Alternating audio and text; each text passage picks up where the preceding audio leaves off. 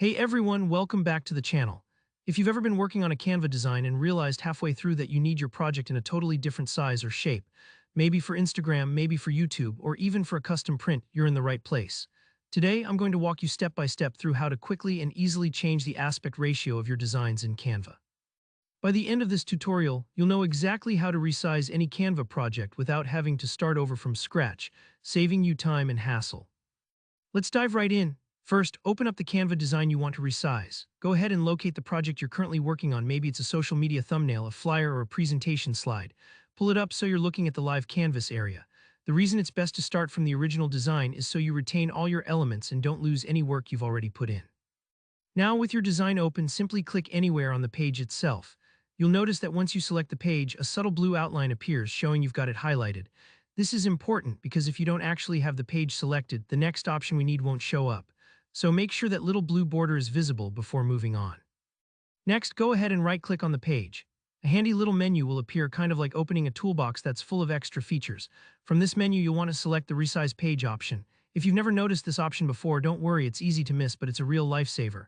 The Resize Page tool is what lets you break free from the default template sizes and get really specific about your project dimensions. Here where the magic happens. You'll now see the option to type in a custom width and height for your design. This is where you can get creative and precise, whether you want to make your design taller, wider, or fit specific dimensions for an upcoming post or print job. Just enter your preferred size, making sure to double-check the units. Canva usually works in pixels, but for print designs, you might want to switch to inches or millimeters. For example, if you're making a YouTube thumbnail, you might enter 1280 by 720 pixels. For an Instagram post, you'd probably want a perfect square, like 1080 by 1080.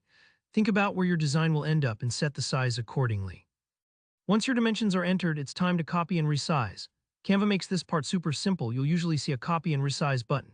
When you hit that, Canva creates a brand new version of your design, perfectly sized to your custom specifications while keeping your original project untouched.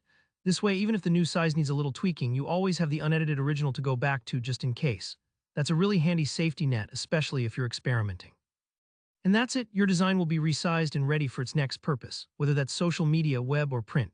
Sometimes, depending on the new dimensions, you might need to adjust a few text boxes or images so nothing looks stretched or crowded. Take a moment to double-check your layout and move things around if needed. Don't worry if it's not perfect on the first try. Resizing is often just the first step, and Canva's drag-and-drop tools make it easy to polish things up. So that's how simple it is to change the aspect ratio of any design in Canva. If you found this tutorial helpful, please give the video a thumbs up and consider subscribing for more step-by-step Canva tips just like this one. If you have any questions, or if there's another Canva feature you want to learn about, drop a comment below. I love hearing from you and helping out. Thanks for watching, and I'll see you in the next tutorial.